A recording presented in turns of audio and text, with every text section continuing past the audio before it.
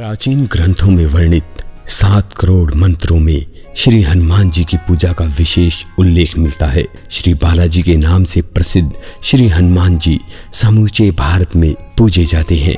बल और बुद्धि के प्रतीक हनुमान जी राम और जानकी के अत्यधिक प्रिय हैं।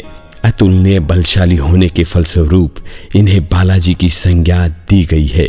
संपूर्ण भारत देश में हनुमान जी के लाखों मंदिर स्थित हैं, परंतु कुछ मंदिर अपनी अपनी विशेषता के लिए प्रसिद्ध हैं। ऐसा ही एक मंदिर है राजस्थान के दौसा जिले में मेहंदीपुर बालाजी का चमत्कारिक मंदिर। यह मंदिर अति सुरम्य पहाड़ियों के बीच की घाटी में स्थित होने के कारण घाटा मेहंदीपुर भी कहलाता है। बालाजी महाराज का इतिहास।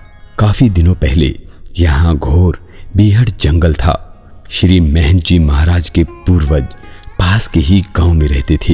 एक दिन रात में वो सोए हुए थे, तभी उन्हें सौपन आया। सौपन की अवस्था में ही वे उठकर चल दिए। वो नींद में चले जा रहे थे। उन्हें पता नहीं था कि वे कहाँ जा रहे हैं। चलते चलते वो घने जंगल के बीच में चले गए और इसी दौरान उन्होंने एक बड़ी विचित्र लीला देखी। उन्होंने देखा कि एक ओर से हजारों दीपक चलते आ रहे हैं, हाथी घोड़ों की आवाजें आ रही हैं और एक बहुत बड़ी फौज चली आ रही है। उस फौज ने एक जगह पर रुककर एक मूर्ति के पास, जो श्री बालाजी महाराज की मूर्ति की 3 प्रदक्षिणाएं की और फौज के प्रधान ने नीचे उतरकर श्री बालाजी महाराज को दंडवत प्रणाम किया और जिस रास्ते से वो आए थे उसी रास्ते वो फौज वापस चली गई। ये देखकर गोसाई जी महाराज चकित रह गए। उनके कुछ समझ में नहीं आ रहा था कि ये क्या हो रहा है। उन्हें कुछ डर सा भी लगा। अब वो नींद से भी जाग चुके थे। हैं? ये क्या? इतनी बड़ी फौज और इस मूर्ति की परिक्रमा करके वापस अपने रास्ते लौट गई। ये कैसी माया थी? और मैं कहाँ हूँ? मुझे घर जाना चाहिए। मुझे घर जाना चाहिए।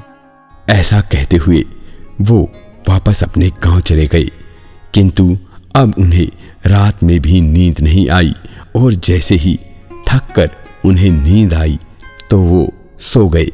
और तभी उन्हें सपने में 3 मूर्तियां दिखाई दी और उन्हें आवाज आई, उठो वत्स, मेरी सेवाओं का भार ग्रहण करो। मैं अपनी लीलाओं का विस्तार करूंगा। हैं? ये कैसी आवाज है? कौन बोल रहा है? कौन हो आप? कहां से बोल रहे हो? मुझे कुछ दिखाई क्यों नहीं दे रहा है? पर गोसाई जी जानते नहीं थे कि उनके कान में बोलने वाला आखिर कौन था और वो 3 मूर्तियां किसकी थी जो उन्हें दिखाई दी।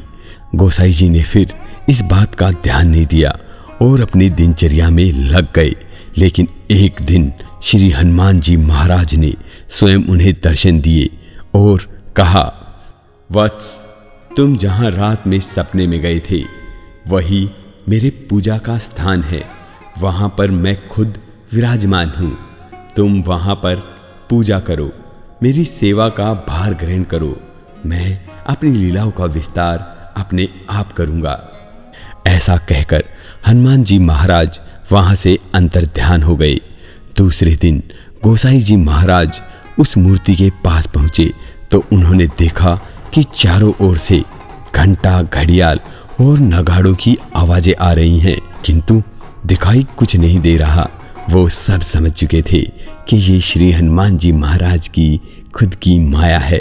इसके बाद श्री गोसाई जी ने आसपास के गांव से लोगों को इकट्ठा किया और सारी बातें उन्हें बताई कि कैसे हनुमान जी ने उन्हें खुद आकर दर्शन दिए और इस बारे में बताया। गोसाई जी और सब लोगों ने साथ मिलकर वहां बालाजी महाराज की एक छोटी सी दीवारी बना दी।